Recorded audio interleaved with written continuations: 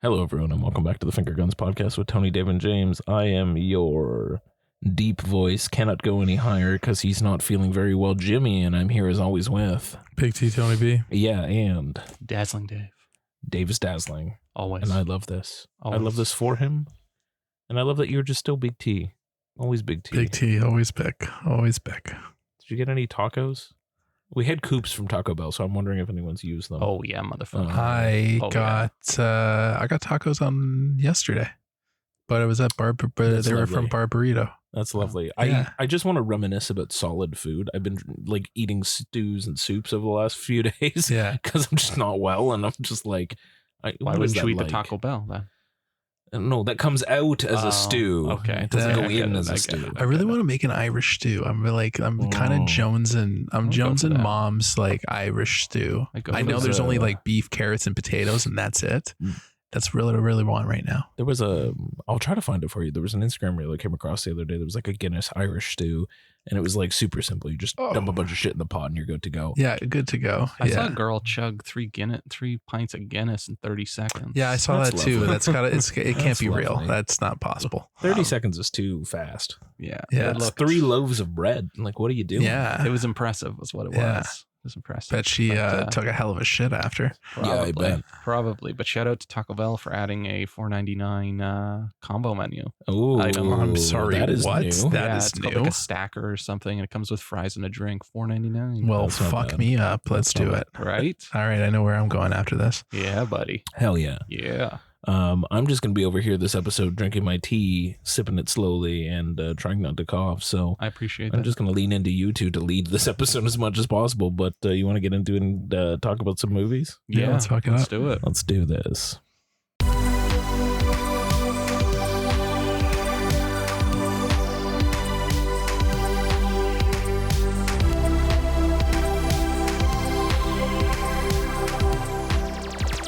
So we're back. We got a degular episode. I'm gonna do some best, Mel, worst. Yes, sir. All right, I'm throwing it to Tony tonight to kick us off. To kick it off, well, I'm a little thirsty right now, so I just wanted to. We're gonna plug our first I'm episode sponsor. I'm just gonna plug our first episode sponsor, and comes from Coke Zero, the limited edition Oreo flavor.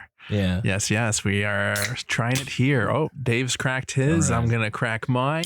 I'm gonna do the same. Yeah, James is gonna get in there too, and we're Yeah. gonna do a little taste test. I like that it says besties for a limited time, which is probably good because this creation It feels like literally it's the tastes- spawn of hell. It just That- tastes like Oreo cookies. That tastes like Oreo cookies mixed with a little bit of Coke. Yeah, like a fizzy Oreo cookie. Yeah. I know. I'm not sure what I think about that. No. I think I Yeah. also don't like the zero sugar. I just don't like zero sugar Coke. I think that's the problem. Yeah, but you know what? Coke Zero doesn't taste like taint like Diet Coke does. So you know yeah, what there though? is that. Did you drink all the mystery flavors that like Coke has been doing, like spiced and space and all that shit that they've No, been I doing? I had never- space. Space was fun. yeah, I never This got into tastes those. like one of the ones that they've done before. Oh, so they only like taste like slightly Oreo. modified the Yeah. flavoring. Yeah. Those fuckers. Do you need me to go get the Oreo? I have the Oreos upstairs if you want the Oreos. No. Fucking I'm good. let's I've so I had can them. kick it out. Yeah, no, we'll do that offline. Before Tony goes into his best, I Yeah. wanted to do some We got some housekeeping and some plugging some interviews that we posted lately. We got Sure.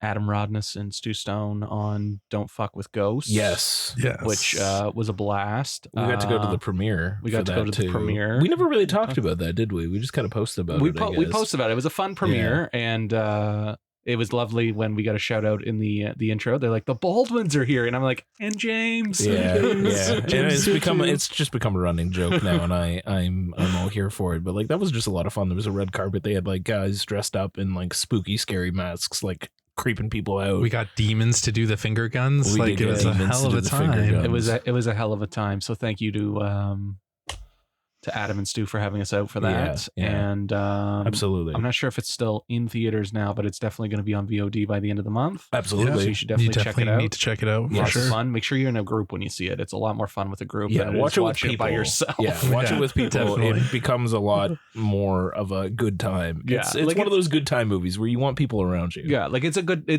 time. It's a better time with friends. Absolutely. Better time with friends. And then We still have the Bookworm interview with Aunt Timson. Yep. That film is still in theaters right now. Hell yeah. Go get your Elijah Wood on. I believe it's on VOD in the States now too. I'm not too sure. Either way, Aunt, like we said last time, like if you want to come back and talk 35 millimeter, we're good. Let's do it. We're good. Come Let's on over. We're good. We'll facilitate. You know what? We'll do the podcast live at the Playhouse. We'll watch a 35 millimeter film and then just record a whole episode with them. That's a hell of an idea. I'm down for that. I'm telling you. I feel like we should just go to the outbacks of New Zealand to do it. But we could do that too. We could also go to the outbacks of New Zealand too. We can go to him. Although I feel like that's going to be on our dime. Yeah. There is that. Whereas that would be on his dime. He could come to us. Well, what's halfway it's one person flying instead of 3 people flying. What's halfway between Ontario and New Zealand? Like Guam? Like Africa? Like, okay, I guess we're going to Guam. Africa. Oh my God. You went that way. I went that. Africa. Oh, yeah, that's right. The other way. I forgot the world isn't flat. It is round. Yes, Tony. Like Lion King. Like Lion King. Oh, boy. Did I tell you that when I talked to him? Yeah. I told him he had the voice of an angel. Yeah, you did. You did. He was very appreciative of that, wasn't he? He was. But he also, I think he thought I was also a creepy fanboy. So, well, probably. That's okay. That'll happen. There's that. And then, so that's for Bookworm. Yep. And then you two motherfuckers finally had your first solo interview this week. Yeah, that was nice. Dave took the training wheels off and threw us to the wolves. He I did. sure He did. did. I sure did. Who'd you get to speak to? We got to talk to Riki-Oh Horn, who just finished directing Seeds.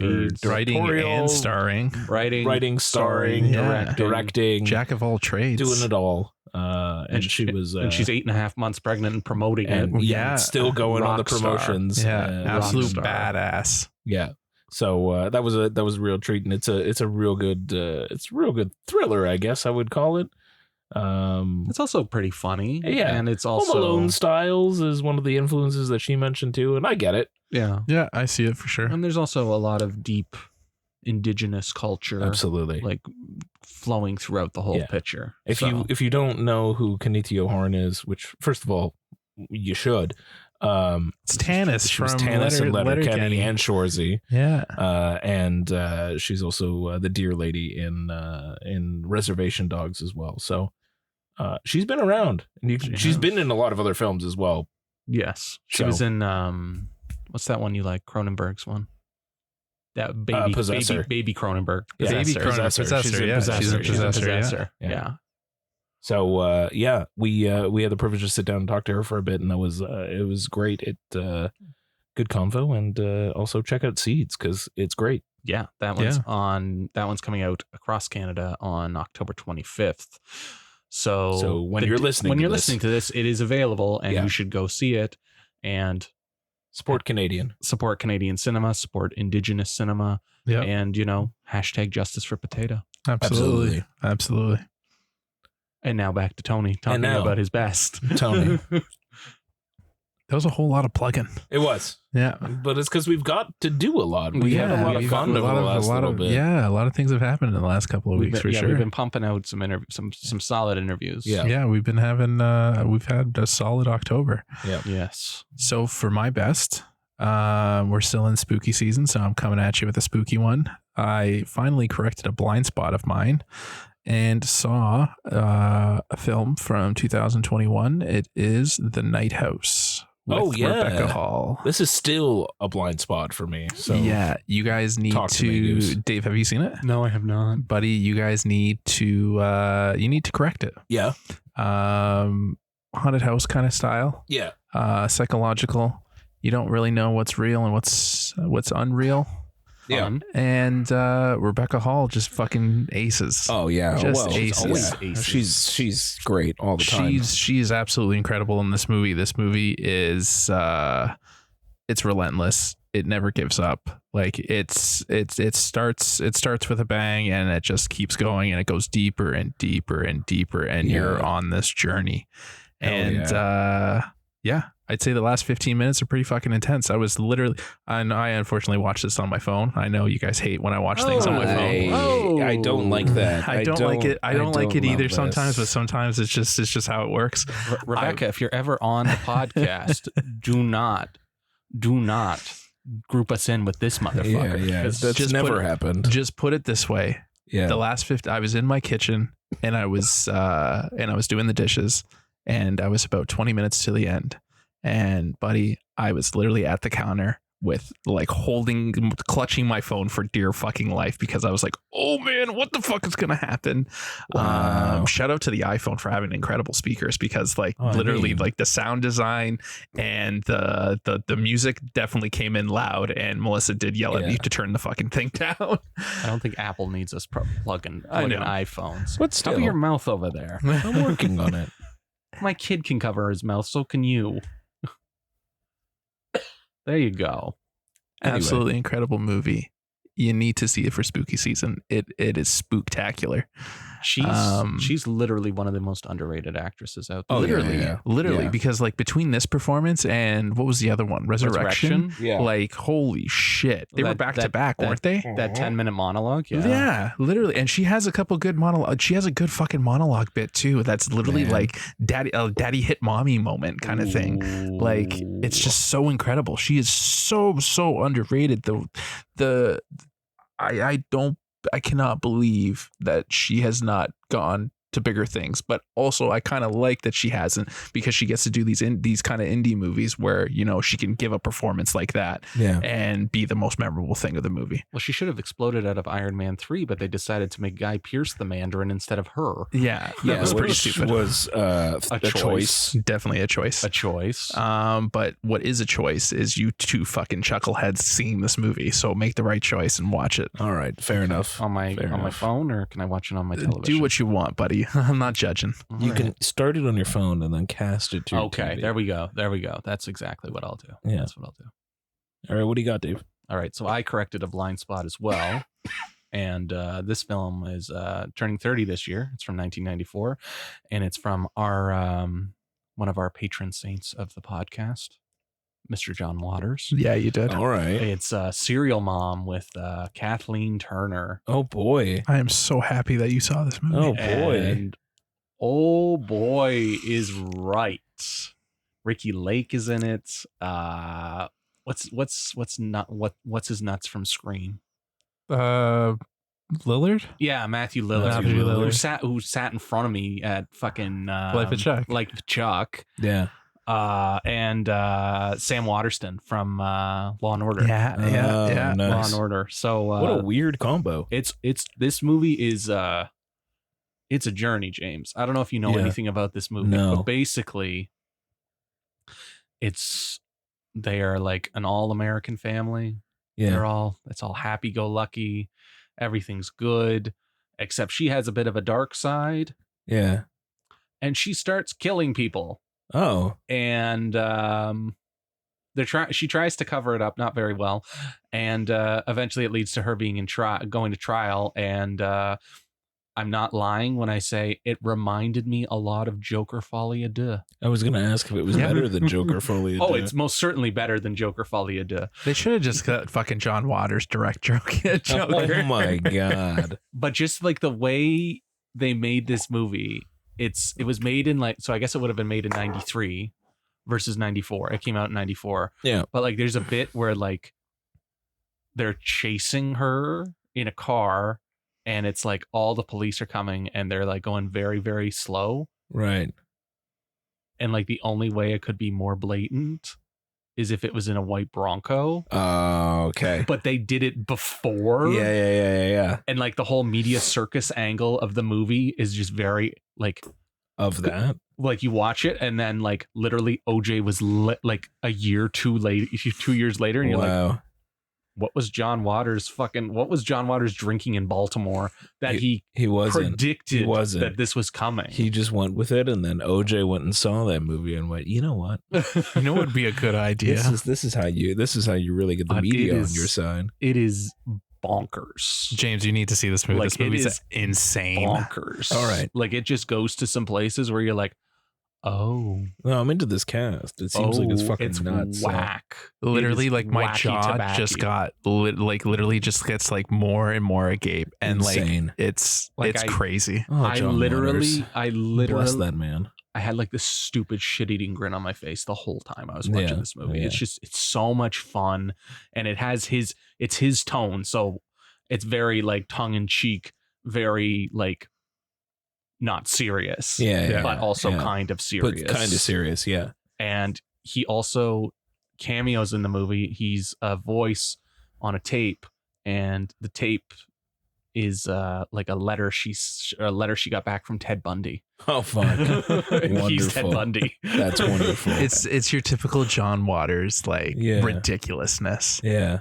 No, I Yeah. love this. Yeah, there's nobody eating shit. There's no one eating shit, Well, I was obviously. gonna say when he said a shit-eating grin, I'm like, that's the way that John likes it. I know it is the way John likes it, but it's just a lot of fun, and it's probably like it might be the one with their highest budget, Yeah, and like their neat. most like movie-looking movie. Yeah. yeah, I'd agree with that. Because his team is in it. Like Mink Stoll's like one of the lead characters, and there's definitely other like John Waters staples in like Ricky Yeah. Lake is a John Waters staple. Yeah, So it's definitely worth your time. It's definitely like one of my favorite John Waters movies. I was gonna ask you Amazing. where does it it's play? near the top. Yeah, It's near the I was top. gonna say definitely top tier John Waters. Top tier John Waters. Nice. Yes. Yeah. Well, it helps that it's a real fucking movie. Yeah, and not exactly. Pink Flamingos. Hey man, Pink Flamingos. I got nothing against Pink Flamingos. I Yeah. bought it It's on not a dig. It's more of a. I bought it on Criterion the moment it went we out. got it on 4K, didn't we? No, it's only on Blu-ray. Oh. But I would have bought it on 4K. Of course if I you. could There we have. go. There it is. But Tony just bought me Crybaby, which I've never seen, nice. and that's on 4K. Tony with the because I hookups. clearly needed a John Waters film on 4K. Absolutely. Absolutely. So I'm excited to watch that one next. Maybe not during spooky season, No. even though Serial Mom's not really a spooky movie so much as it's like spooky adjacent. I'd but, still count it. Dealing Yeah. with murders and It's serial killing. killer is still It's in the spooky. vein. It's It's still in the vein. creeptastic. It's in the still vein. Yeah, creeptastic. I'd But, count it. I'd I count support it. but yeah, I support it. Okay. you owe it to yourself to watch okay. this movie. Okay. I do need to get more John Waters under my belt. You And by sure more, do. I mean any. You sure do. Yeah. You can wait for Pink Flamingos though. We'll watch Pink Flamingos together. Okay. That needs to be a team event. That's Yeah. that's a team. That, that's that a one team has been event. promised to me since I think the moment you guys got it. So I was like, all right, That's I'll wait a for team. it to That's a happen. team event. All right. Mr. Jimmy. I don't have a best, mayor, worst. I got 3 movies All to right. talk about. All right. Hit I'm me. going to start right up at the top with Riki-Oh, which Story of Ricky. Tony hasn't seen the it. story of Ricky. No, I've I'm not. going to try not to give too much of this movie away other than what the actual fuck is going on. It is far and away, Tony, Yeah. one of the most over the top, gruesome things I've ever witnessed. It Okay. is fucking nuts. Nice. Like it is bananas. It is gonzo levels. It is almost Houseu levels of nonsense. Essentially, Yo, Paul Servino, back up off the mic. this guy goes to prison. His name is Ricky. Not even that bad. It's fine. He's doing pretty fine. bad. It's probably this fucking it's guy not you're me. hearing. It's you. It's not me. This guy goes to prison. Inside prison is like this dystopian hellscape. So like it's like Like real life? yeah, but like kind of more so. It's tweaked, right? Like you got like a really corrupt warden and a really corrupt like guard, and then just tweak the Japanese almost anime levels of nonsense happening within it, and a prisoner's revolt against the man, so to speak. That's it. That's your basic premise. The rest of it doesn't matter. Cool. It's just filled with fights that are just comically over the top, but also brutally over the top. Like Yeah. there is the practical effects out the ass. Like it's not, at points you can see wires, which is hilarious to me. But beyond that, like just knowing that it's like, oh shit, you guys had to do all of this for real, and you did it all for real, and it is a sight to behold, man. Like it is one It's of from the 91, right? yeah. Yeah. Yeah, it's a sight to behold. It is Nice. it is insane. Like there are guts and brains and holes punched through people all throughout this runtime. I think it's like top 5 like goriest movies ever made. Yeah. Nice. Yeah. I haven't seen it in a long time, but Yeah. I remember There's a weird scene where he's playing a flute. that makes sense. It's all So you've seen John Wick, right? Yeah. So do you see comparison? Yeah. Like chapter 4.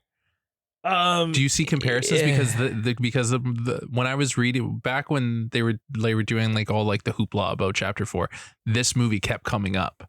Yeah, in maybe the struggle that Riki-Oh's in is kind of like he has to start from the bottom and work his way through to the top. Yeah. Started from the bottom, now we're here. Very much so. And it very much is like he starts at the ground level and has to like, he doesn't know anybody in the prison, and he has to make a name for himself. Then he has to like dismantle the prison system from the inside out. Yeah. So it's like the platform? Thematically, kind of, except with much less panna cotta. But yeah, so I get it. I can see thematically why you would bring that movie up in terms of, but nothing could touch its gore level. Of course. Nothing. Okay. All right. I'm picking up the 4K whenever it comes out. So Oh, dude, count me in. That movie's nuts. Like it's the same reaction I had when I watched Houseu, where I was like, I need this. Yeah. It was the same. I'm like, I need this fucking movie. It's just yeah, it'll either come out on Arrow or 88 Films. I'm at certain. some point. I'm Well, it's certain. on Waycall. It's on the Criterion channel right now because I was going to say it's on my Criterion list for this year. I can't imagine Criterion bringing that one out on disc. They should. They should. Criterion, I dare you. Put it in the closet. Tony. So for my Matt, I have another spooktacular film because I love spooky season. I do. It is the reason why I don't go on roller coasters. I am of course talking about Final Destination. Final Destination 3. Yeah. Man, this movie is absolute trash, but I had a fucking blast watching it. Mew. What's that? Mew. What do you mean Mew? Mary Elizabeth Winstead. Yes. She's Mew. great. She's amazing. Yeah. I never had the profound impact, by the way. I gotta say, like the only thing, the common thread within all the Final Destinations has ever given me pause was the highway one. That was one the second fucks one. me up. But Number you know 2 what? fucks me up. Number 3 did nothing for me. So we were rewatching them. I watched the first 2 last Halloween. The first one is like hands down like one of my top favorite horror movies of all time. Devon Sawa, man. Idle Hands also. Big shout out to Idle Hands. The second one, the kills aren't as interesting. Yeah. The highway is the best part. It's the best part. That's right? the beginning of the movie. And it's at the beginning of the movie, right? With this one, there's so many fucking kills. You got the roller coaster at the beginning. Then you got the tanning bed situation, and then the fucking beautiful transition of them burning in the things, and then the next thing is literally like them side by side in the coffins. Like you can't write. It is a great transition. Great transition. Yeah. I saw that scene on Twitter. That's why I wanted to watch it. Sure. And then there's the guy when he's like, yeah, man, I beat death. And he's in the gym and he's like, yeah, I beat it. And he's like, and then the swords come down and then the fucking weights just squish his head right in front of them and the blood. Yeah. Like these movies are so fucking ridiculous, but like the kills are so great. And I love like the little is it a metaphor? No, it's more like, it's the symbolism. Right? Because she's in the car and then the song starts to play and there's somebody walking behind you. Right? And it's like, oh. And then like she goes onto the train and then there's someone playing on the guitar and he's like, there's somebody right behind you. And I was like, oh man, it's trash, but it's just so good. Yeah. So good. Every other movie in the Final Destination franchise, they're all shit. First one, third one, that's all you need.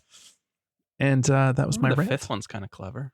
Well, yeah, is that because that's the one that they tie back to the first one? Yeah, that there's only that Leo DiCaprio snapping finger, like, I saw what you did. After they pigeonholed themselves with the Final Destination in the 4th one. Well, they got the they got the 6th one coming out next year, so I'm pretty pumped for that. Yeah. Do you remember the DVD for Final Destination 3 where it was like choose your own adventure? Yeah, really? Yeah, it was. Choose That's your own cool. adventure where you could kind of like you could pick what comes next. Yeah, comes that's next. cool. Yeah.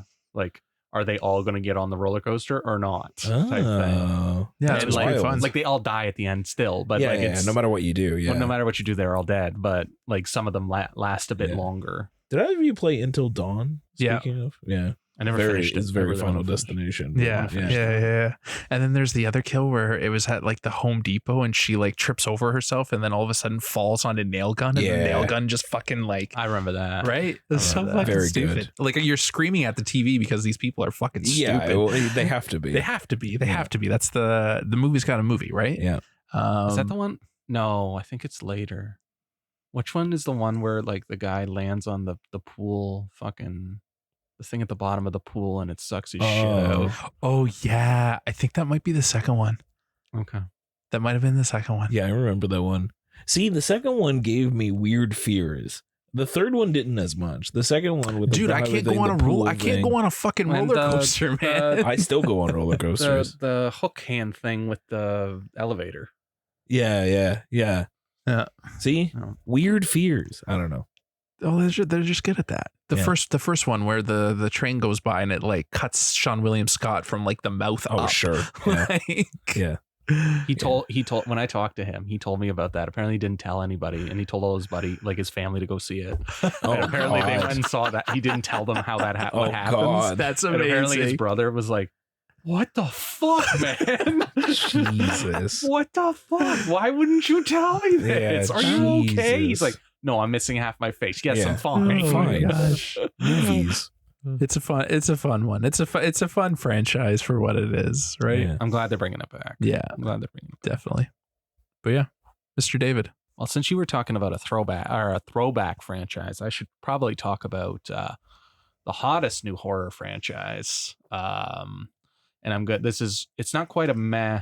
It's like a high meh-ish, but I'm going to do the two of them together. And I'm going to talk about Terrifier 2 and Terrifier 3. Oh, Ooh, God. back to back. Back to back. Because I watched Terrifier 2 a few days before I saw Terrifier 3 in theaters. Nice. Shout out to Matt Layden for coming with me and sitting through that, because we had one of the worst crowds I have ever sat in a theater with. Yeah, you were saying. Yeah, there was a gentleman beside me who like took a phone call and I almost lost it on him. There was another guy checking his fucking sports bets in front of us Oh with my his phone up God. in the air. Yeah, see, that was the shit that happened to me at Deadpool Wolverine too, with the phone up in the air. Like, at least- what are you doing? At least the kid who took the phone call, when he was on his phone, he had it on the lowest brightness and he had it down. Yeah. So he was being semi-respectful enough. Yeah. But fucking up in the air? What are you doing? And What somebody is was this up in lighting the air firecrackers. What? Yeah, it was fucking weird. Like ladyfinger type things. It was weird. I love it. It was fucking weird. And like I thought that they would like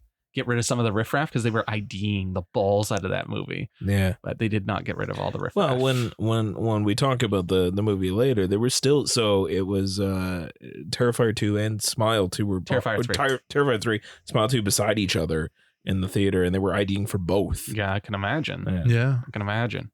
There were still 12-year-olds in my screening, but we'll get to that later. Yeah, there was a kid at Terrifier 3, which okay. Anyway, so anyways, for those who don't know, the first Terrifier is junk. It's really bad, and it has an awesome kill scene involving a young lady hung upside down and then cut with a handsaw. these seem like No, it was a chainsaw, things. wasn't it? No, it's a handsaw. Oh yeah. These seem like In the incongruous ideas. in It's the really first bad, one. but this has an awesome scene. As long And- if you like literally take out the plot and you just watch There- art, what like Plot. yeah, there is no plot. There's It's just no art. plot in the first one. Yeah. Yeah. Okay, so we're gonna cut to the second one. Sure. And here, I'll spoil the first one for you. The final girl, her face gets mangled and she ends up in a psychiatric hospital. Oh, okay. Good to know. There's Okay. my connecting thread. She's blind, Got it. right? And like half her face is missing. I don't think she's blind, but her face is mangled. Yeah. Her face Go is on. very much mangled. So the second one picks up immediately after that, and Art is the clown. Yeah. He's a mute. He's just Right. clowning, right? He just clowns, and he's just doing this for his own amusement. Just clowning on these Just fools. clowning on these fools, on these poor bastards who get in his way, and he has no rhyme or reason going after them. Right. But anyways, so this one it's one girl and her brother kind of get involved with art, and she's kind of prophesized to kind of be the one who could take him down with this like magical sword thing. Right. It's weird, Tony. So it's King Arthur. It's weird. It's pretty weird. So it's very supernatural and spooky. And then the third one gets very religious. Oh. Yeah. There's like a whole religious angle to it. All of that to say, the second one, there's too much plot. And it's almost 2.5 hours long. Oh, God. And there's an extended scene where he's basically filleting someone in a bedroom. And then you're like, this is going on a bit too long. Now you're throwing salt on the wound. And then he leaves the room and comes back and pours bleach on her and then literally throws salt on the wound. Wow. Wow. First one was 84 minutes, James, and then they jumped to 2.5 hours. It's like 219 or something, but it's pretty long. That's egregious. It's long. And then the third one is 2 hours and 5 minutes. And I definitely think that they chopped up quite a bit of it because there's like a big jump from the second act to the third act where there's like a piece missing. Oh, there's like no connecting thread? Like they connect it and stuff, but it's like it doesn't quite work. Okay. And you're like, why Real did you missing. get rid of this? Yeah. Like you probably like I know a lot of people are pissed off because like, well, spoilers, but somebody gets killed off in the real missing. Oh, okay. And you're kind of like, okay, like you don't need to see that person die on camera type thing, but it doesn't quite make sense. But at the same time, Damien Leone, he's the guy who wrote and directed this. He did the makeup in the first two. He just kind of like pops up the makeup in the third one. But you can see his progression as a director because the first one is almost unwatchable. And then the second one, he like took he's one of the rare directors who like took all of the complaints and learned. Oh, that's good. And then maybe he learned a couple of the wrong lessons, but he still learned. Yeah. The main problem with the first one is there's no plot. Yeah. The main problem with the second one is there's too much plot. Yeah. So he tries to have scaling it back. He tries to have it both ways in the third one, and it's not quite right, but it's still the most filmic. Like it's still down, dirty, grindhousey. Like they're doing things to faces that you shouldn't be done to faces. Just because you can, it doesn't mean you should. Just because you can does not mean you should. Yeah. And like, I want to know who hurt him because he keeps getting art to take it out on people's faces. And like, who hurt you that badly? Yeah. Like, I need to know. Fair question. It is a fair question. All of that to say, the gentleman who plays Art, his name is David Howard Thornton, and he is awesome. Oh, nice. He's so good in these movies. Like since the beginning, or constantly improving? He didn't do it. There were like some spin-off movies. Like Terrifier is a spin-off of another like short film. All Hallows Eve. All Hallows Eve, but I don't think he was in All Hallows Eve, but he's in Terrifier. Yeah. And like he's been awesome the whole time. The reason these movies are as popular as they are is because of how fucking gruesome they are. Yeah. And how like they're unrated movies and they're doing things that you can only get away with because they're unrated. Yeah. Because an R-rated movie should not like there'd be a moment where they would cut back. Yeah. But they don't cut back on any of these movies. Wild. But he's been amazing the whole time because he's just creepy. He's just so creepy because he's mute. Yeah. So he does things and like he's having a blast type thing, and you can see it like the twinkle in his eye, but he's also like a fucking maniac. Yeah. And then in Terrifier 2, they introduce, what is her name? I need to find her name because she's incredible in it. Lauren Lavera. She is in Terrifier 2 and Terrifier 3. Yeah. Apparently she's in Life of Chuck as well. And she's the final girl, and she is awesome. Oh, great. She's so good, and she's so captivating in both films for different reasons. Yeah. Because I don't want to spoil the hell out of Terrifier 2. Sure. But she's captivating in both films for different reasons. And I think like they're slasher films, so they deal in stupidity and like, of course, trusting this clown who's covered in blood and being like, oh, that seems normal. Yeah, of course. It's like, maybe it's not. Yeah. Maybe it's not. Maybe don't hug the bloody clown. The bloody clown, right? Yeah. And then the the second one takes place at Halloween. The third one takes place at Christmas. So like, I know a lot of people are pissed off about the beginning of the third one because it kind of is like a litmus test of bad taste. Yeah. And if you get through that, you're like, okay, yeah, I can keep going. You can make it. I can keep going. But you kind of know what you're in for. And if you're not ready for the level of depravity that you're going to see and horrible things happening to people, like you shouldn't watch it. Yeah, it's exactly. It's not meant for you. It's not meant for you if you're not ready for that. Fair enough. So like, they're not great films, but I admire them for being low budge and for what he's accomplishing and the fact that he's making so much money on them now. And he's sticking to, like, he's being true to himself and true to the projects. He didn't just sell it off and then like make somebody else make a shitload of money and have somebody else continue it. Yeah. Like he's staying along. And the third one ends on a cliffhanger.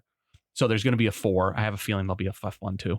But like, it ends on a cliffhanger. There's something in like, when I was saying like people do stupid shit because it's a slasher movie, but there's something that I can't forgive that happens at the end of the third one that's so fucking stupid that I'm just like, why did you do that? Yeah. Why would you do that? There's a reason for why, like, a movie has to movie, and I'm assuming they're putting pieces in place for the 4th one. Sure. But it's like comically stupid.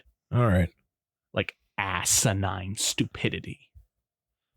But yeah, if you guys are sicko level of fucking gruesomeness, I mean, yeah. and you want to see awful things happen to people. Do you need to see the second one to see the third one? I was going to ask, can I just skip the first one and just start it too? You can skip the first one. Watch the first one so you know what you're going into. You can skip the first one. I know what I'm going into. You can skip the first one. Shit. I'm telling you. The first one's got some moments. You can skip the first one and go straight to the second one. You kind of owe it to yourself to watch the second one because it's a journey. I'm probably going to skip the second one and just go straight to the third one because it's Christmas and it's got to be on my Christmas. You're missing out. Well, we'll get to another thing. So you're missing out. It's a journey. Fair enough. It is a journey, and the third one is a journey, and yeah. So that is Terrifier 2 and Terrifier 3. Nice. The second movie I'm going to talk about is Bone Tomahawk. Ooh. I want to see this. Yeah. It's have you seen it? No. All blind spot for both of us. I saw the other one. What's the one he did after? Cell Block 10 or something. Brawl and Cell Block 99. Yeah. Yeah. And then I know he did, and then he did Dragged Across the Concrete, which I haven't seen and is also like 3 hours long. Yeah. But yeah, I haven't seen Bone Tomahawk. Back to Bone Tomahawk, a Western. And it's a straight up Western for a large chunk of this movie. It is just super bloody. Kurt Russell's the lead, isn't he? Kurt Russell is the lead. Yes, correct. Love me some Kurt Russell. It's an interesting idea too. So in this small town, and there's a series of unexplained murders that happen, gruesome murders, like people just straight up are dying, and they can't really explain it, and no one seems to know who the culprit is, because like the one guy, they thought he was already in prison, and then on top of that, a stable hand was killed, a doctor was taken, and so was the prisoner that they had captured. Is it Art the Clown? Is Art the Clown doing it? It is not Art the Clown. So they are trying to figure it out, and they're piecing things together, so they consult with a Native American based on some of the evidence. And it's like, yeah, they are not Native Americans. To you, they might look like Native Americans, but they are not. They are troglodytes. Huh. Yeah. And so it sets off this quest of like, we got to go rescue this guy's wife, and this guy has a broken leg. Anyway, none of that is important. They go on a journey. Shit happens as they're traveling there. All of this to get to sort of the final bit, which you finally confront these troglodytes and understand who they are. And they are like this subsect of a Native American tribe that was basically secluded to this mountainous region and grew up in this mountainous region and keeps to themselves, so to speak, and are cannibals. As you do. As you do. So Cute. all of that gets to a moment where you get to watch a man be hacked from taint to throat, just straight up through the body the entire time, and it is my jaw hit the floor. I was like, what the fuck? Because like the violence level was pretty high up until that point. It was like, your usual Western violence, some gun battles. They had to shoot a horse in the face. Don't like that. It's off screen. Okay, you good. just know that it's happening. Like you don't see the horse, but it's very much pointed at the gun that's shooting the horse. So get the like point. there's violence happening throughout this movie that is like more typical, like more violent than a typical Western. And then you get to this and you are just like, what it just immediately cranks itself to 11 and you're just like, holy shit. Like, are these guys going to even survive this whole thing? And it's a trip. It's a real trip. It kind of eases you in, and like the runtime is long. It is a long movie. But for a Western, I feel like you kind of accept that. Yeah. Most Westerns are long. They have that sort of epic sprawl to them.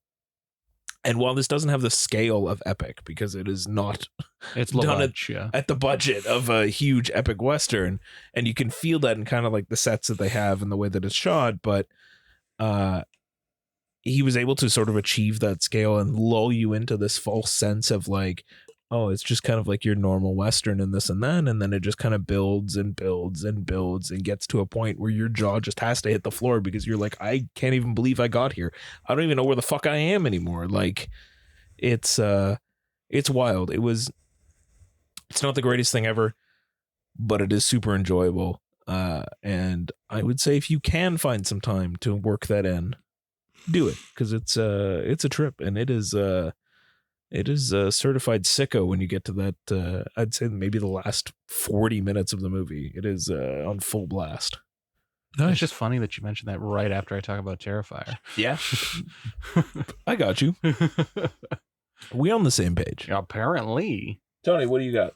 So for my worst, I am bringing back everybody's side segment, things Tony Baldwin watches at 2 in the morning. Yes. So Oh no! See, I thought this was going to be Tony's things I thought were good back then and now aren't. no, we're not doing that. This is 2 a.m. Tony. This is 2 a.m. to Big T. All right. So I have a Giallo's film. Did I say that right? Giallo? Giallo Yeah. from 1969. Yeah. Depending on what part of the world you're from, Sure. it is called Paranoia, or in Italy, it is called Orgasmo. I love the title So now, why do you think I watched this at 2 in the morning? because it was called Orgasmo. I'm gonna read you the synopsis on Shudder. Yeah, give it to me. In their first startling collaboration, Carol Baker stars as an American widow who arrives at her late husband's luxurious Italian estate and surrenders to an orgy of menage a trois, madness, and murder. Writer-director Umberto Lenzi boldly fills the screen with bourgeois depravity, daring sexuality, and unnerving twists for the worldwide hit at the Mountain of Madness calls so odd, disturbing, and well made, with a delirious giallo feel that's like a drug. Wow. That's a synopsis. That's a synopsis, right? Yeah. Yeah. There's no fucking orgies. You look at all the Letterboxd reviews. I thought there was going to be more sex. You know what Tony says? Yeah. I thought there was going to be more sex. You had to put the Lubriderm bottle away. It's so weird because it's like, basically this woman arrives at her husband's house, her husband's estate. Her husband's dead, so she's grieving, and then she meets this young man in the town, and they strike up a relationship, and everything's all good. And then she's just like, hey, this guy doesn't seem so bad. Yeah. And she invites him to stay with her at the estate. Yeah. And then all of a sudden his sister, I'm air quoting sister, arrives, and suddenly things go to hell. Right. And as they do. Right. And it's just strange. They really play when the movie's called Paranoia, they really play with the paranoia because it's like you're you're thinking that something's going on and it's not. And there's some twists, there's some turns. It's very psychological. Sure. Again, there's not enough sex for what it promises. There was not enough. Yeah. But I will say the ending was kind of a letdown. But when everything started to come together and you started to piece together the mystery, it was kind of a letdown. But I'm not gonna lie to you, I had a shit-eating grin on my face at the end. All right. Because it is so rewarding. Okay. Because it was just like, oh, really? Like that's how it's gonna go. I really fucking hope, like, you know, like something happens. Yeah. Something happens to this thing. Yeah. And then right when I said that, it happened. Something fucking happened. And I was like, well, that's good at least. At least Yeah. it kind of brought itself together. So it brought itself together. It's not quite like a worst, but it was a disappointment, I would say. Yeah, especially when you're going into it based on that synopsis. Exactly. But after watching this, I think I'll just stay with Mario Brava and like Dario Argento and like, you know, like the classics. The kings of Giallo cinema. Monsieur. Back to you. Back to me. Yeah. Because you did 2 back in a row. All right. And technically Terrifier 1 too. Well, this might work out then, because the next movie I want to talk about is a blind spot that I had for a bit. I finally watched, because it's been on my watch list for the last few years, Holy Spider. Holy fuck, you finally saw it. I did. Yeah. I don't know how it slipped off my my watch list in the past, but I think I was just like, I was going through shit, and I wasn't doing very well in my Octobers in previous years. I just got the willies.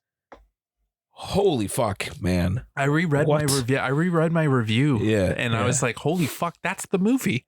Yeah. I had to remind myself a little bit. What the fuck? Yeah. That it's like one of the most intense, real feeling, and like I know it's based on real things that happened, but like one of the most like grounded sort of like, it hits you like a shotgun blast. Oh, when that first woman gets like, it's brutal. It's just like the camera just stays there with it, and you're just watching and like, what the fuck? Like, and you know who the killer is the whole time. Yeah.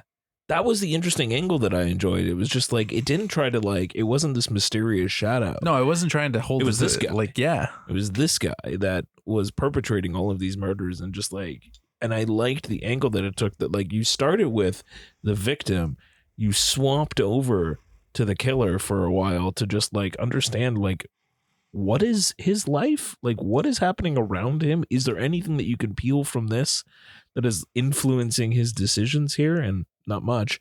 Doesn't he just hate women? Yeah, and he's a religious fanatic. That's what I was gonna say. He is convinced that he is doing God's work, and that's what makes it so fucking and it's just raw. Like he's just completely set in his conviction, and it cannot be changed, and he just continues down that path all the way to the end. And then that last shot of that movie, chills, man. Holy fucking chills. Brutal. Just incredible work all around by that cast. And apparently the lead actress was like the script supervisor or something. Yeah. Wild. Yeah. Really? I remember that in the Q&A at TIFF. Yeah. She was like the script supervisor, and she like got fucking promoted to lead actress, and then she won at Cannes, I think. That's incredible. I think she won something at Cannes. Oh man, great for her. But like just an incredible piece of cinema. Like if you've been sleeping on Holy Spider, if you don't even know what Holy Spider is,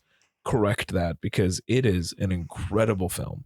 Yeah. And I'm so happy that I like checked that off my list. I'm not happy that I watched it, because it's very, very upsetting. You need a cold shower after it. Yeah, it's stuck with me. A cold shower? Yeah. Maybe just an ice bath. Yeah. I saw that was my first movie, that TIFF, in the IMAX. And in the IMAX? Yeah. I think I closed out TIFF that year with Holy Spider. It's that's a good way to end. Yeah. That's a good way to end. It shook me. Oh yeah, man. It shook me to the bone. Yeah. I was not okay after I watched it. I told you too. I was like, you're not going to be okay after this. Yeah. Like, Ali Abassi. Fuck. Yeah. Now that you say it, that woman was the Q&A, because Ali wasn't there. It was just her and her translator, if I'm not mistaken. Yeah. That was a great Q&A. Yeah. And she explained how she started off as the script super, and then she was upgraded to the lead. Incredible. Yeah. She's very good. She's another movie that was at Sundance that I want to see of hers. Nice. No, incredible. Nice. Great work. Yeah. But I guess since we're talking about Ali Abassi, we can cut over to Screener Time. That'll be one of our new segments. Screener Time. Josh, can you make us a jingle for Screener Time? It's Screener Time. It's Screener Time. Never mind. I don't need one. I'm good. I got Dave. But since we're talking about Ali Abassi, we might as well talk about The Apprentice. Yeah. Which I saw at TIFF and you guys didn't. No, unfortunately, you didn't get. We're not bougie. You didn't get the bougie invite. But I did. I watched Holy Spider and then immediately after watched The Apprentice. That would have been a journey. That's a hell of a double bill. You know what? When we get screeners that have time limits, sometimes you got to do weird shit. Buddy, I totally get it. Sometimes you got to do when someone goes, "Hey, you know that expires," and you're like, "Oh fuck! Now I got to go home and watch this whole thing tonight." Yeah, it happens. It happens. Yeah. But The Apprentice, for anybody who doesn't remember, is basically Donald Trump begins with Sebastian Stan playing Donald Trump through the 70s and the 1980s as he rises up as a real estate mogul. It also stars Jeremy Strong as Roy Cohn. I called him Coin. Roy Cohn. I called him Coin when we talked about it at TIFF, so apologies to Roy, I guess, but Roy Cohn. And Maria Bakalova. Maria Bakalova as Ivana. Yes.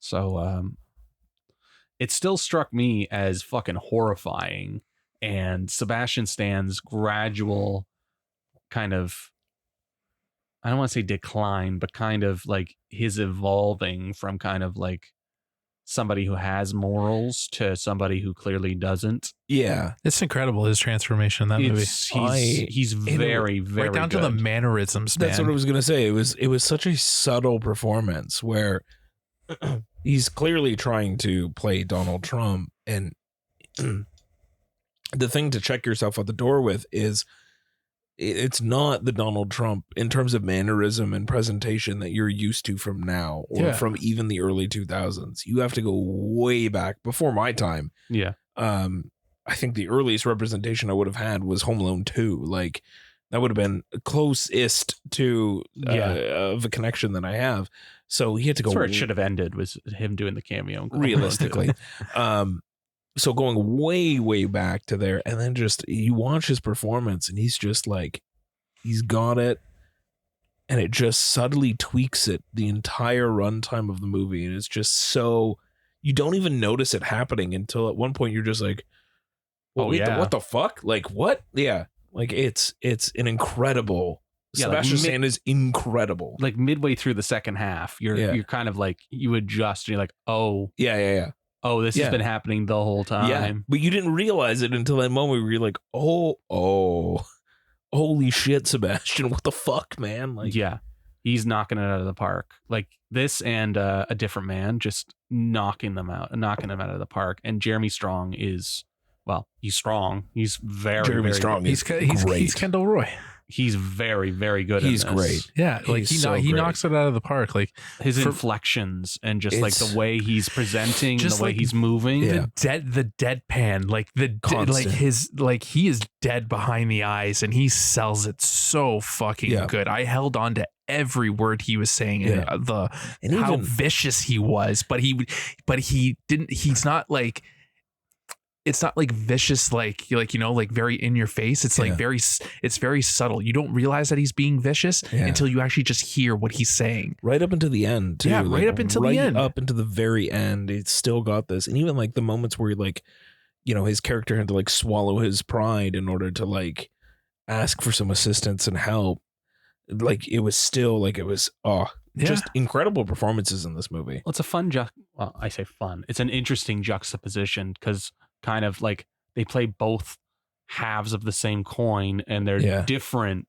Like the second half, they're like different characters. Yeah. Or like they kind of almost swapped. They swap. Yeah. They swap. And it's just interesting watching the two of them kind of play against each other, and just the intensity and I don't want to say the Riz because there's kind of a little bit of Riz, but just the way they're presenting themselves and just the intensity and kind of giving themselves over to these characters. Yeah. And it's tour de force work. And I know I know a lot of people have hangups because it's a movie about Donald Trump and nobody wants to see a movie about fucking Donald Trump, but it deserves to be seen because it is incredible.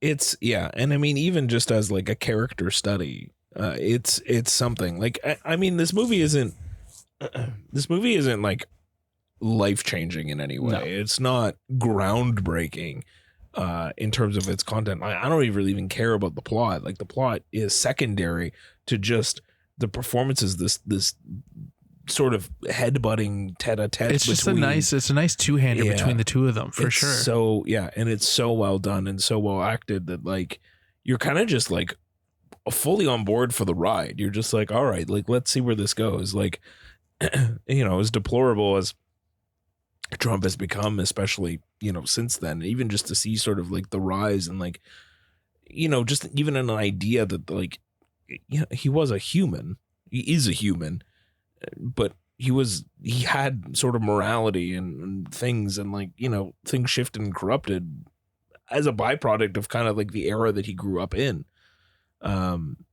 It's interesting to sort of see how success is measured and defined, and how if you're willing to give up everything it is about yourself, you can do anything you want.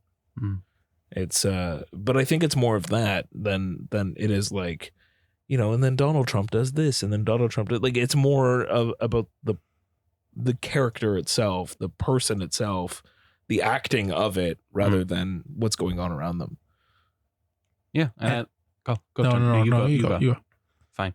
I love that it was filmed in Toronto and you play like, oh yeah. Where are they? Because they have like a pretty like vicious fight, like yelling match outside of our boy Avnish's old condo.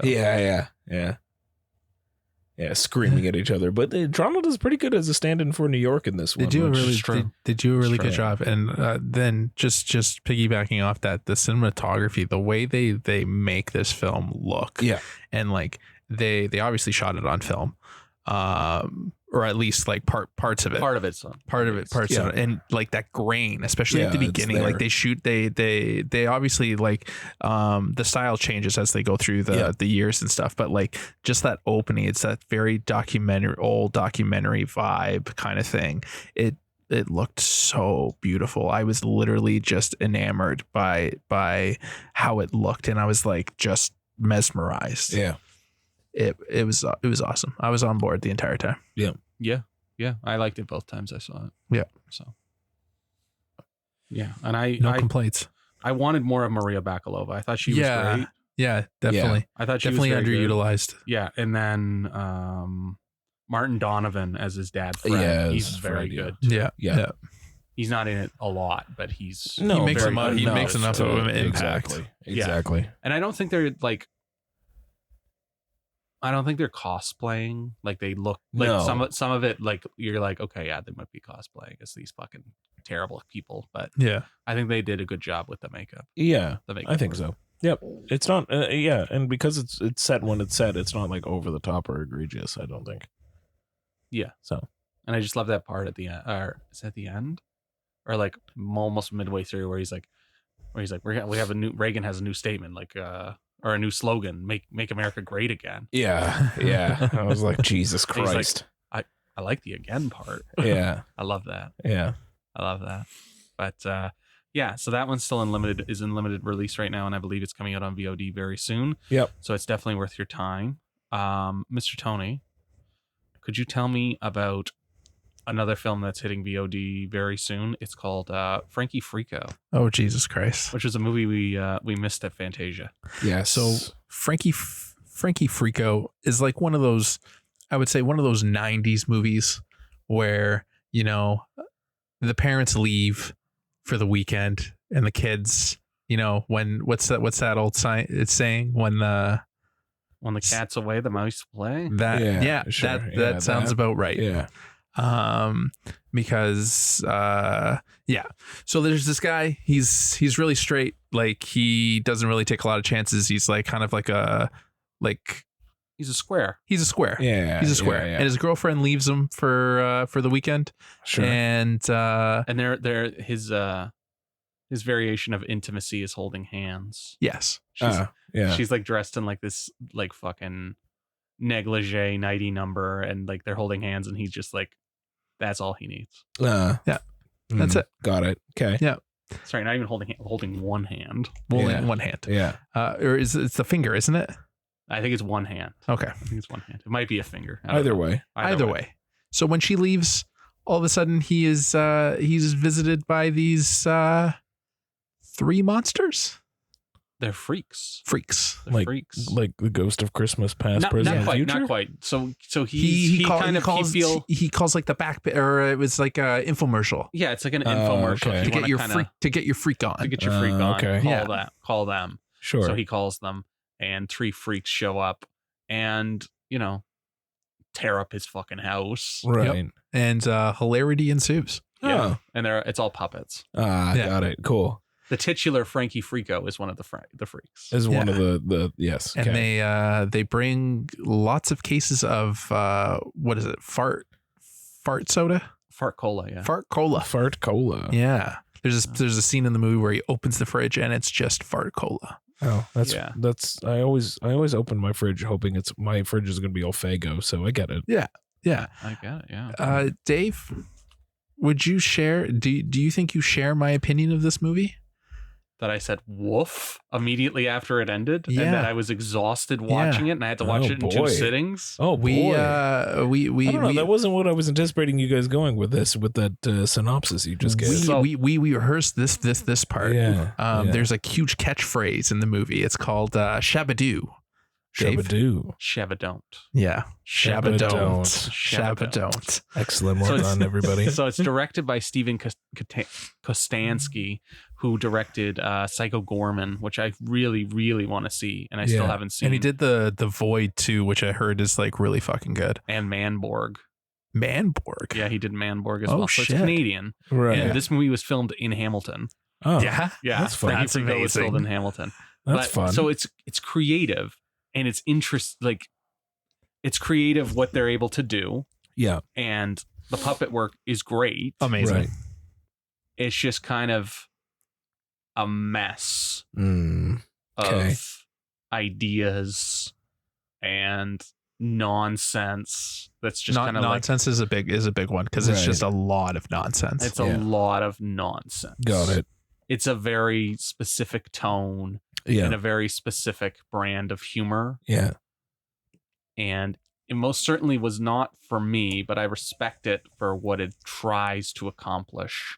And I like the look of it. The look is very Right. like late 80s, early 90s. Oh, okay. That's fun. That's why I bring up the little like the 90s movie about Sure. like the parents leaving and then the kids Sure. there and then shit hits the fan and then they Sure. got to clean it all up. Sure. And that kind of thing. Yeah. So it takes a weird turn near the end where they go to like the Freako world, which See, okay, okay.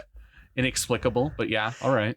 He says that, but I actually liked the Freako world. Don't get me wrong. It doesn't make a lick of sense. yeah. And there's like this little side plot where like the Freako wants to like wants the guy to be his wife basically. Yeah. But I liked how it looked. I liked visually because it was all practical. There was obviously Right. some visual effects there and everything. For the most part, it was practical, and I really like that. But again, nonsense, just nonsense. Fair. And the lead actor, his name's Connor Sweeney. It seems like he's Kostansky's boy because he's in a lot of his movies, Oh, okay. and he commits. I would. He commits to the bit. He commits to the bit. Yes. Yeah. And like you can He kinda see that does. he's- Which you can Yeah. you appreciate. can appreciate. Like it's a movie that I can appreciate. I'd never watch it again, but I can appreciate it for what it Yeah, is and what it yeah. tries to accomplish and its creativity. But it's just not. It's a no from me, dog. Yeah. It's an outside the box movie, and I can see why a festival like Fantasia picked it up. Sure.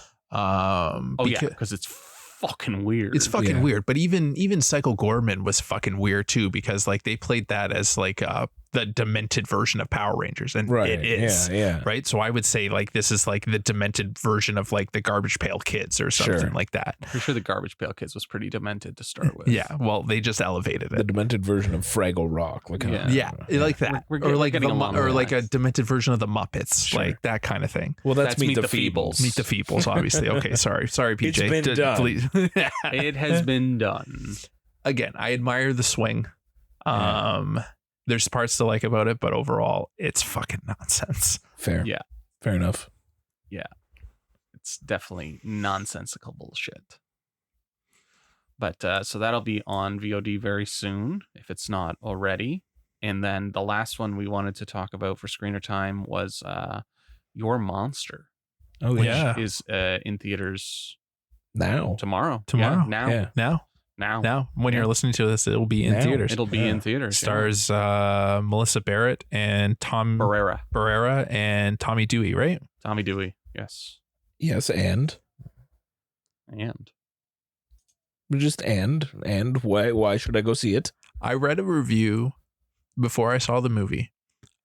Said, and I quote, "Cue up the double feature of this and Lisa Frankenstein." Oh, well, now I don't want to see it. That's what I said to Tony, but Right. it's better than Lisa Frankenstein. It's Oh, better okay. than Lisa It's a- Frankenstein, but also keep in mind it's on Letterboxd's top horror of 2024. We've been talking about that. Yeah. Yeah. Yeah. So it's written and directed by Caroline Lindy, who's apparently it's like top 10 like horror movies written or directed by women on Letterboxd. Wow. Nice.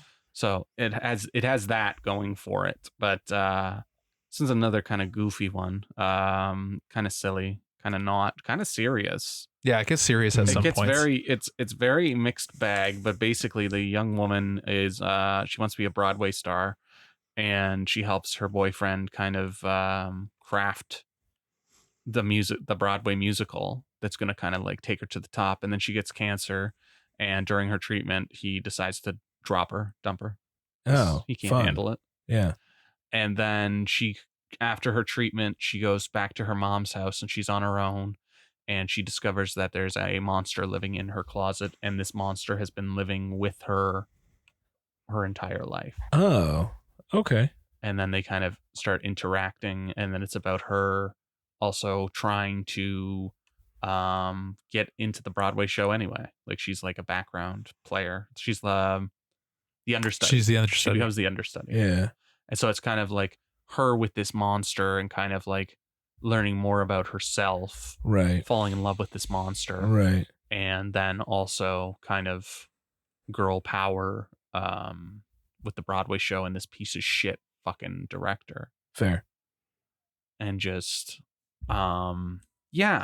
the tone's kind of strange Right. because it's funny, and then it's super dramatic, and then it's super campy, and then it's Yeah. funny, and then it's weird, and then it's Yeah. super campy, and then it's super dramatic. Yeah. It's kind of it's like Whiplash. it's all Mm. over the map. But Melissa Barrera, she screams.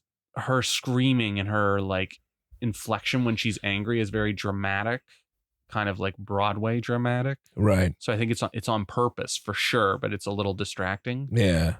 But her chemistry with Tommy Dewey is remarkable, and he's behind like definitely behind a couple layers of makeup, and Yeah, he's yeah. still doing very well for himself. I thought he Nice. was great in the movie. He was great. It was actually funny because like the makeup on him is so well done, right? But but his voice is so distinct, so like you can't like it's him.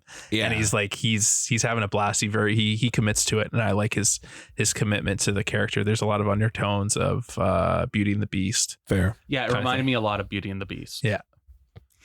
And kind of like, I guess, what happens with Beauty and the Beast when the lights go down. Yeah, I when the guess, the yeah. camera's not on, this Yeah, yeah. this is what Gotcha. you're gonna get. Yeah. Yeah. Yeah. But I thought it was well done.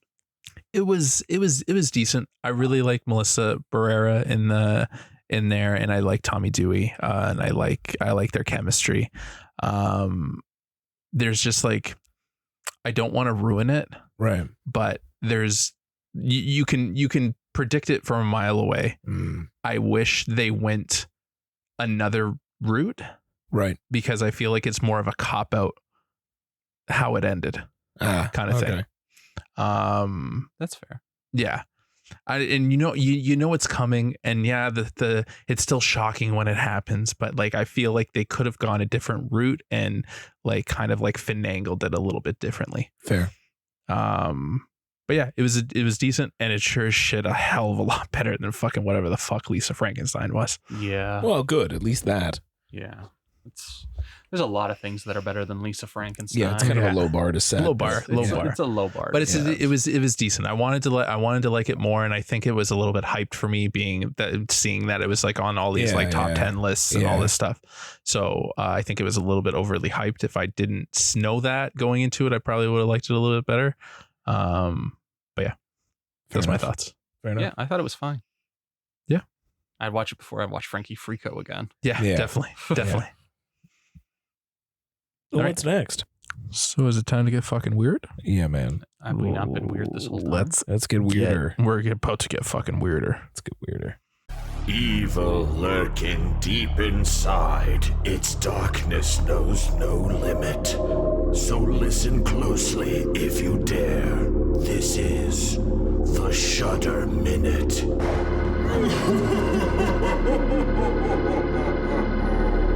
So what do you got for me, Tony?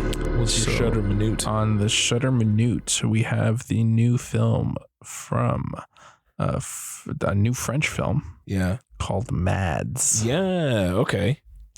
It is a zombie film. Yes. Shot in one take. Ooh.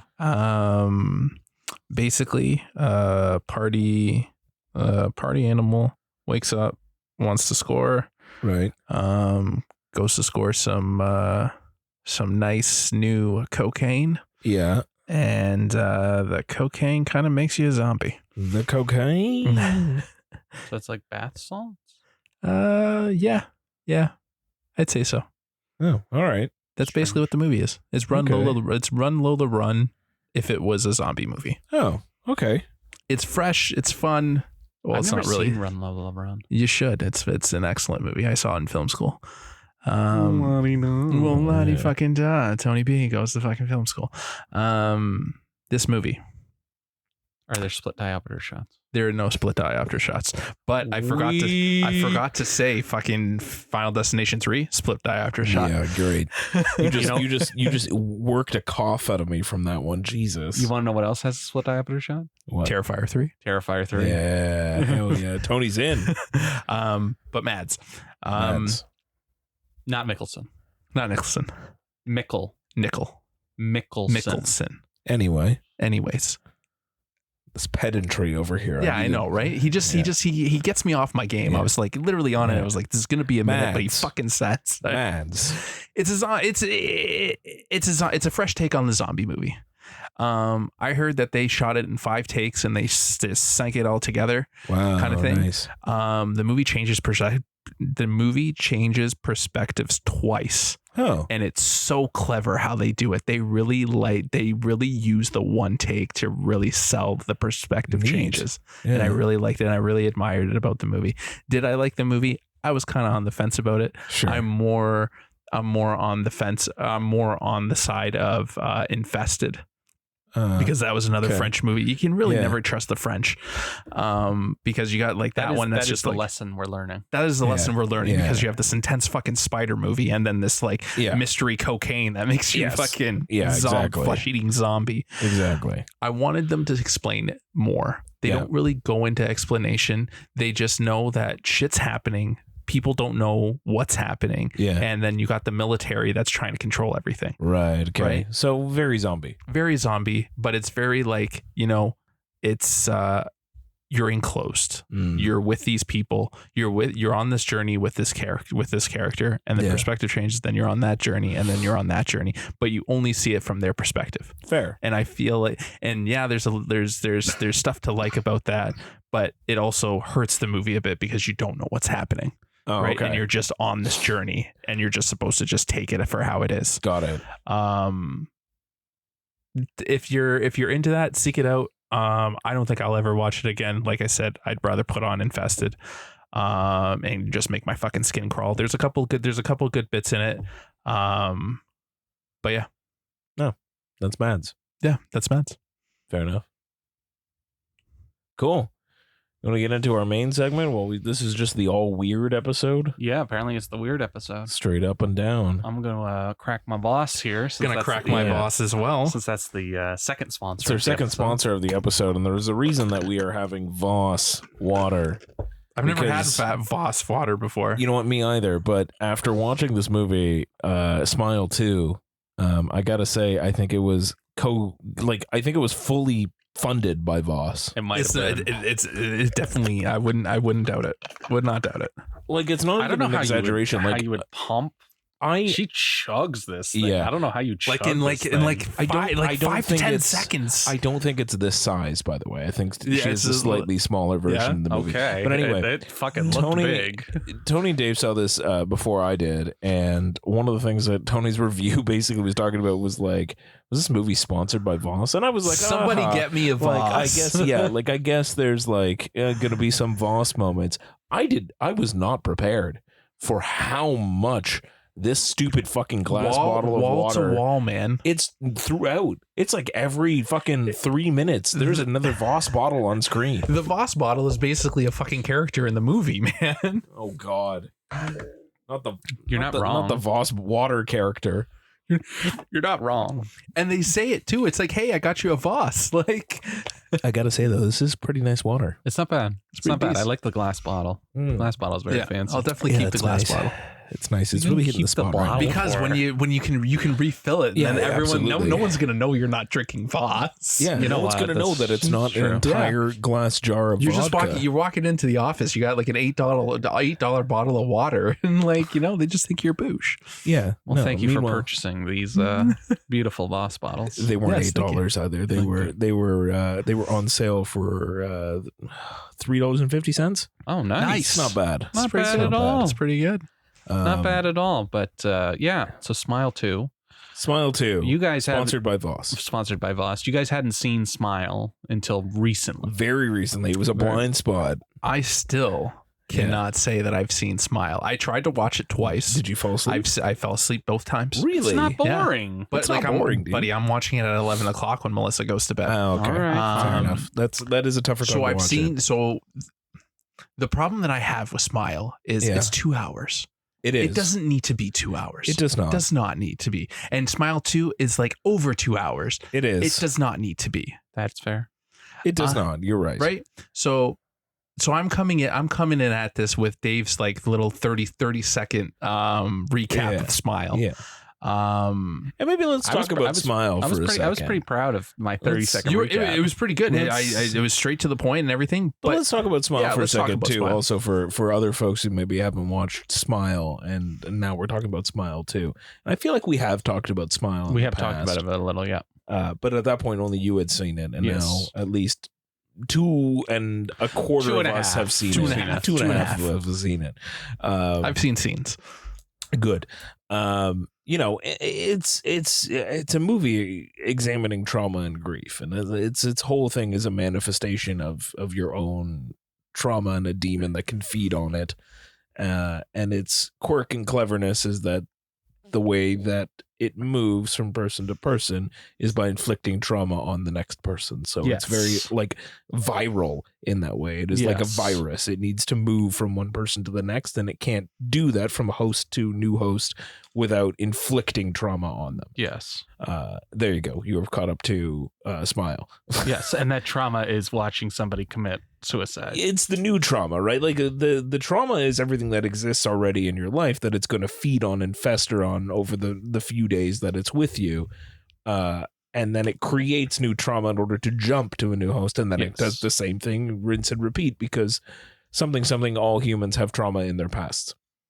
Yes. But the whole pitch is that you have a few, it's kind of the Ring-ish. Yeah. You Ring have, adjacent. you You have have a a certain amount of certain- days to live. Once this demon is done feeding on you, it will make you Kill yourself. kill yourself in front of someone else in order to move on to the next person. Yes. To jump into its next host. Welcome to Yes. Smile. You've now caught up to Smile. Yes. That's Smile. And then Smile 2 Picks up immediately. picks up immediately after the first one, Yeah. and it does an interesting one take or Yeah, it was very one cool. or whatever. It's very cool. And it ends in that part ends in a clever way. Yeah. And then it cuts to Sky Riley, played by Naomi Scott. Naomi Scott, Naomi who Scott, yeah. is a worldwide superstar, musician, Pop star. Huge. and she is mounting her comeback tour after a year off because she Was involved in a serious car accident. she was involved in her a boyfriend died. she was involved in a serious car accident. She was a junkie, and Correct. she's kind of She's rehabilitating herself. rehabilitating herself Rehabilitating her image. and rehabilitating her image, and she's going to be doing the tour is starting later that week, imminently when she is inflicted with the demon, the trauma virus, the trauma demon virus, trauma virus, the trauma virus, and apparently all the Voss water in the world cannot Cannot save her. and to Cannot work save it her. in and so that you understand that it's not just she just keeps drinking Voss. It is explained at one point that because she's a junkie, her therapist decided that anytime she feels like her world is spinning out of control, she should chug a bottle of water. Yeah. And that water happens to be Voss. So she would just anytime, and you have to imagine, as you were inflicted with a traumatic demon virus, your world is constantly spinning out of control. So you're chugging water. Yes. Bottoms up. She's the most hydrated. She is so high. Like, why are there not more scenes of her peeing? Like, Yeah. She should be never peeing. went pee. She should be peeing quite often. Is she like just? Is the second sponsor Depends? Like, I is guess she just so. like? I guess so, because she should be peeing quite often. Yeah. But anyway, so she is inflicted with the demons, and she starts seeing shit that's Yeah. not actually there. She starts seeing people smiling at her. That's the other thing, because it's called Smile. So the image you mostly see is somebody smiling with like a very the creepiest smile. that you very can muster. unhinged smile. Yeah. That you're just like, that is unsettling. I don't like that. Because No, it's I not don't like really that. it's not really happening. It's the demon is tweaking your entire sense of reality the entire time. Yes. And Parker Finn, who directed the film, he Yeah. likes to toy with the audience and toy with What's real? what's real and what's not. So there are a lot, and he seems to fucking live for jump scares. Live for jump scares and live for fake outs. Yeah. Like, that was the entirety of the first movie, and he redoes a couple of the bits in the second movie. So it kind of you're kind of like, yep. Okay, well, you've already done this before, And so I I mean, already knew where this was going. Yeah. And in a lot of it, like even watching the first Smile, I can safely say in the first in Smile 1, not a single jump scare got me. Oh, the couple of them got me the first time I saw it. None. 0 of them got me in the first one. And I think it's just because like at this point jump scares are so there was a phase. I want to say it was like mid 2010s, early 2010s, somewhere in there where like every movie was just jump scare fucking city. They're calculated now. They're almost like they're telegraphing what they're about to do. You know what's gonna happen. They do a really good job with sound, though. I think the sound in the theater when I saw the first one is definitely very effective, and then we saw it the second one in AVX. Yeah, and the sound was crazy good. Oh, the sound was ridiculous. I remember turning over at Dave at one point, and I was like, "Fuck, I've had enough." Yeah, because it's it's relentless. With some of the scares are relentless, and that could be it, right? Because I watched Smile 1 at home. Okay, so but Smile 2, I saw it in the theater. And did the jump scares get you? Only one. Okay, yeah. But it got the entire theater. Yeah. It was the bit with the cell phone. Oh yeah, that one got the entire, like literally an uncomfortable laughter had to ripple out afterwards, because like I think everybody was just like, Jesus fucking Christ. Like, yeah, there was a couple moments in our screen where it was just like, we're in danger. Yeah, that seemed to be the theme of the film. Yeah. So I didn't like that he redid a couple of the gags, which kind of made it weak sauce. Yeah. And without spoiling the ending, I had a feeling I knew where it was going to go and what was going to happen. Yeah.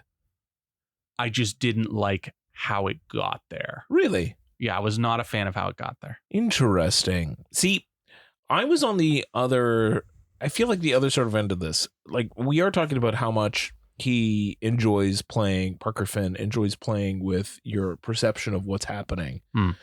And I liked the fact that he kind of took this one to a new level in terms of how fucked things actually were. Like, because going into Smile 2, you already know that that's the common theme, right? Like, you know, going into Smile, like a Smile movie deals with messing with your own reality as a viewer of the movie, messing with the main character's reality. And so, you know, going into Smile 2, I was definitely like, okay. Like, because there's a few moments that are happening where they're like, oh, yeah. See, we knew that this wasn't. But the way that it ended, I was like, holy shit. Like, how much of this was just like, was being fucked with. Like, the entirety. Like, I don't know. I appreciated that he swung for like this huge thing by the end where it's like, whoa, like that's fucked. He does swing, and there's a bigger budget on this one, so it doesn't look. So some of the bits don't look like complete shit. Like there's a bit where Cal Penn rips his face off in the first one. It looks like ass. Yeah, it's pretty bad. But and then to your point earlier, where you were talking about it being the kids getting ID, this movie's fucking viciously violent. Vicious. Like, it is brutal. Yeah. Just the way that the way that she like, it's not much of a spoiler, I think, to say how she goes down this path of catching this virus is, you know, her dealer, let's call it, that's, you know, getting her Vicodin for her accident pain, which, okay, sure, at least it's not like Coke. Him sitting there smashing a barbell into his like a weight of a barbell into his face unflinchingly for that long while you're just watching his face fall apart. That was fucked up. Horrifying. Like, there's a lot of horrific imagery in this movie. Yeah. It lingers. Yeah, it really does. It lingers, and he goes for it. Like, he doesn't go for it like Damien Leone goes in Terrifier, but he still fucking goes for it. He still goes for it. Yeah. He still goes for it. Like, there was definitely a gore budget in this one. Yeah. Oh, yeah. Yeah. Yeah. And I think the reason this one works as well as it does is because of Naomi Scott. Yes.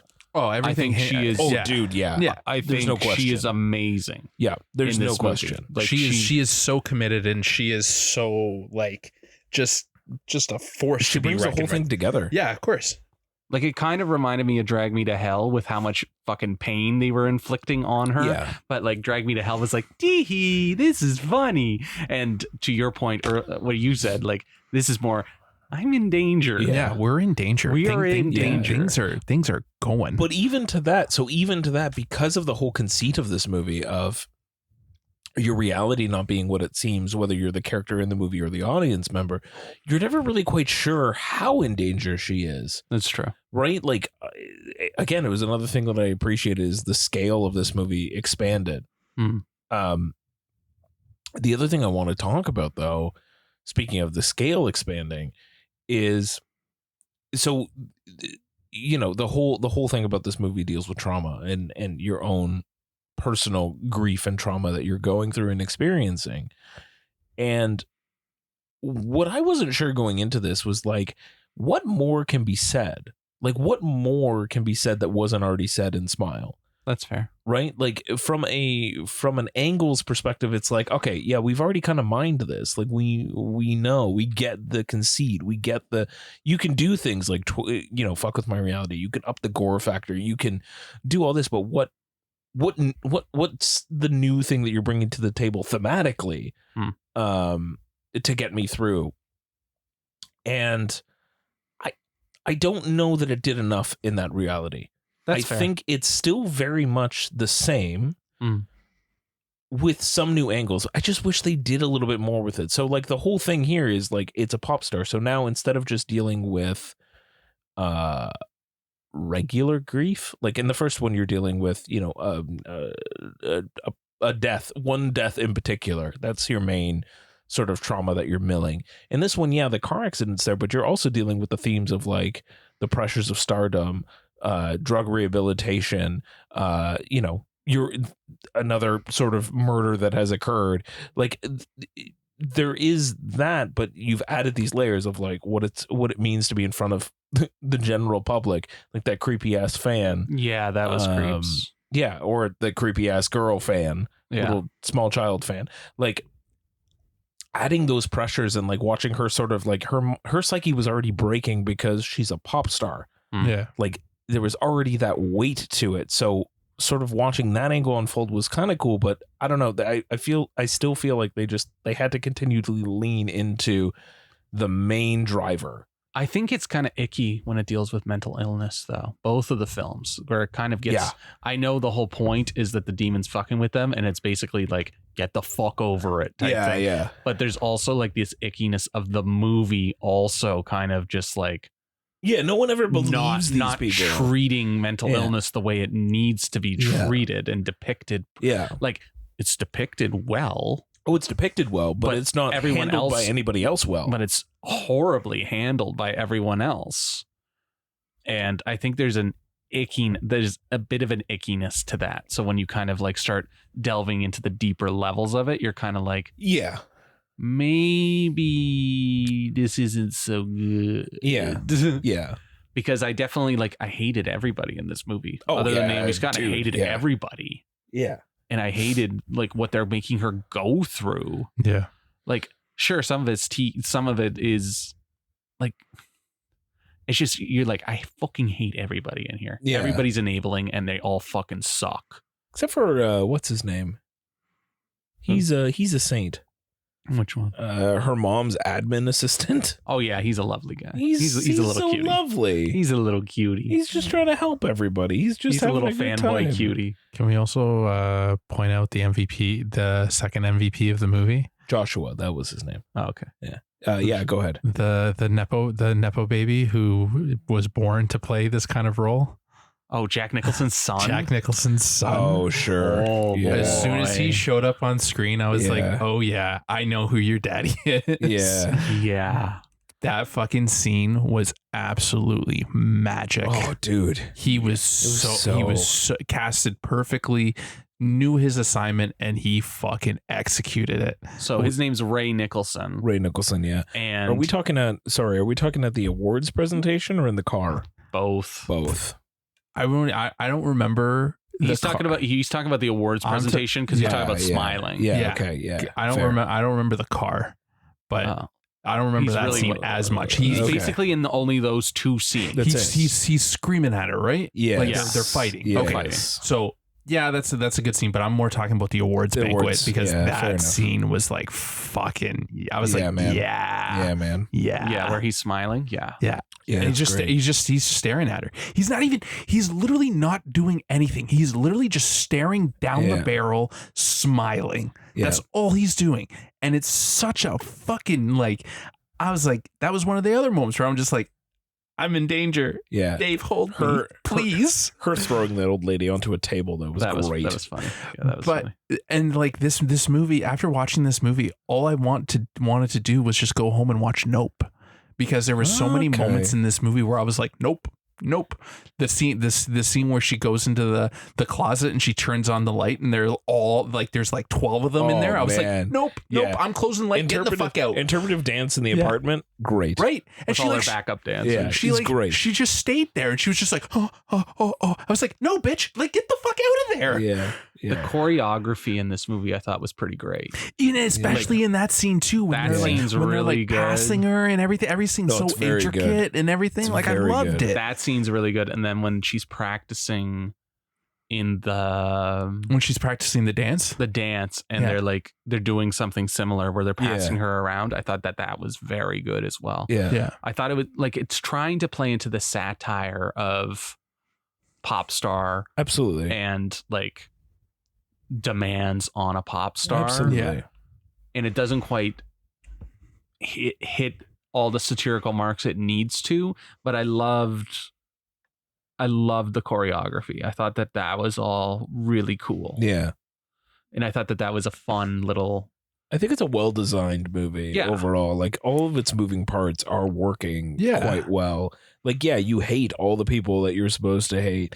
Naomi Scott is great, and she's your audience avatar into this entire movie. I can't imagine the fucking YouTube fucking clip show of her screaming. It would probably go on for like 20-30 minutes. Yeah, absolutely. But she sells it so perfectly. Yeah. And to me, from what I saw of Smile, and her name is Rosie Bacon, right? Sosie Bacon. Yeah. I like Naomi Scott better. Yeah. I feel like she does a better job. Yeah, I'm not giving Ms. Bacon the benefit of the doubt because I hadn't seen the whole movie, so I don't know the whole performance, but I will see the movie eventually. Very good. She's very good. Right? She's good. But she's not but judging from your two opinions, I feel like Naomi Scott is like light years better. Well, this was going to be my next question, actually. Not so much for you because you haven't finished Smile. But did you like Smile 2 or Smile better? I like Smile better. I like Smile 2 better.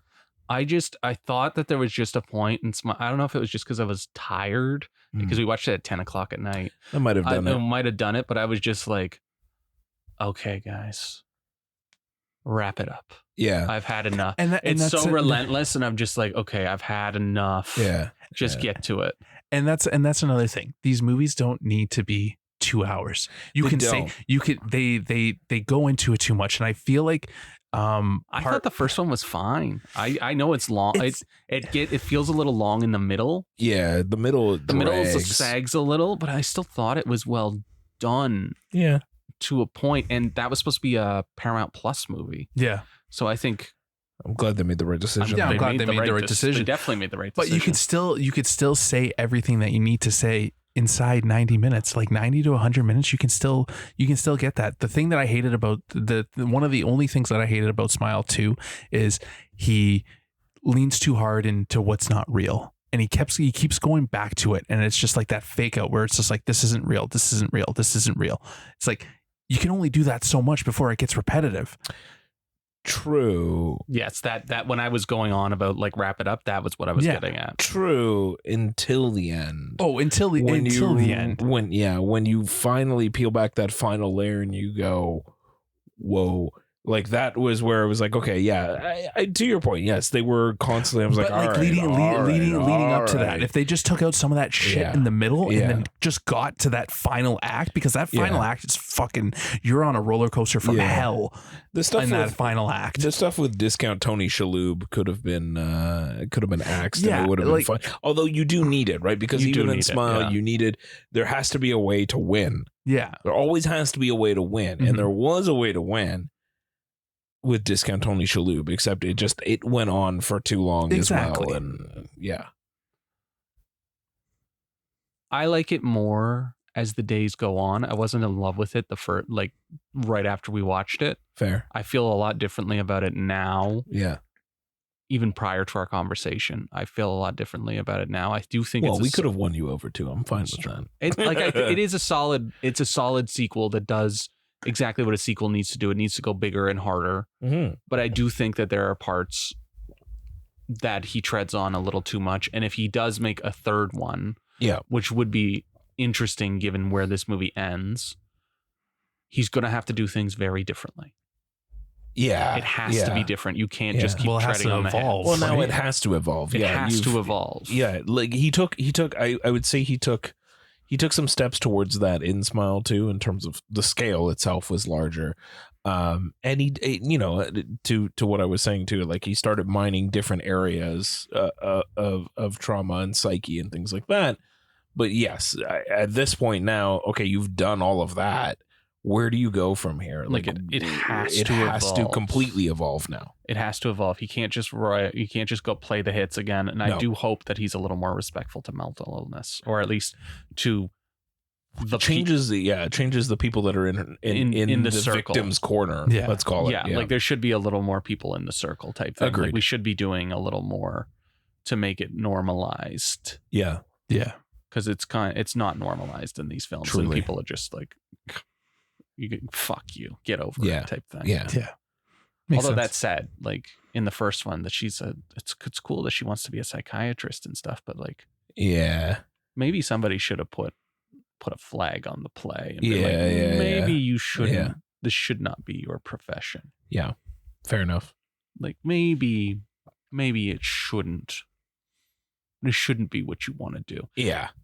Before we kind of like wrap it, or Sure. we what's it called? Oh God, Wrap out our thoughts. Wrap up our thoughts. I just want to mention I also watched Laura Hasn't Slept, which is the original short film, Oh, and it's pretty solid. yeah. It's pretty fun. It's not quite the exact same. It hasn't. Yeah, it It's doesn't have not all the those same pieces concept. into it. It's not the same concept, Yeah. but it's similar enough. Yeah. And it's really well done. And the girl Caitlin Stacy, who's in Smile, she's the one who sets it off and kills herself in front of the high school student or college student, the whatever. college student. So she's the lead in the neat in the short Okay. film. And then like mad props to her because her face is on the poster. Yeah. Like she's barely Yeah, in the she movie, and is she the poster, is yeah. the poster. Yeah, So like, good for her. Yeah. of course. Good for her. Yeah. That's awesome. Right. Versus number 2, where it's Naomi Scott is on the poster. Yeah. Yeah. So go. You guys Recommend? Listen, when we got out of the theater, Matt looked at me and he was just like, "What did you think?" And I was like, I was not prepared for that adventure that I went on. Sure. I think I was in the right state of mind for how I went into it. Yeah. Because I knew absolutely nothing. Like I Right. knew fucking 20 minutes of the first one. Yeah. Right. Not enough. Not enough, but still it didn't hurt Sure. my viewing experience. Sure. I think I had the best viewing experience. It's definitely better with a group, so you can react to it with friends. It'll definitely scare the shit out of you if you're by yourself. I wouldn't rush to the theater, but for fucking spooky season, if you want a decent horror, I'd say fuck me up. Like let's do it up for sure. I think it's worth watching. I think it has a lot. I think it has flaws, and I do not think it's as. I thought the first one I was really impressed with and thought it was pretty solid. I don't think this one's as solid, but I do like where a lot of the elements in it. And I do think Naomi Scott is fucking awesome. Yeah. Like I've always liked her, but she is like next level here. She's so fucking good. In She's Scream Queen material in this for sure. Yeah. And I was telling you guys, she's English. Yeah. So yeah. like she's like acting and singing and screaming in like with an accent, and it's I find that there's certain movies where like you can tell like when they start like really raising their voices, like it kind of breaks through. Doesn't break through here. Yeah. She's just rock. No, she's rock solid. She is rock fucking solid. Yeah. So good for her. Yeah. And yeah, she was great. She's great, and she definitely makes a compelling character, and she is absolutely the number one reason you should see this film. Definitely. Yeah, I'm on the same page, and I'm probably a little bit more enthusiastic about it. I liked it quite a bit. Well, you're also happy they didn't kill a cat. That too. That always helps me.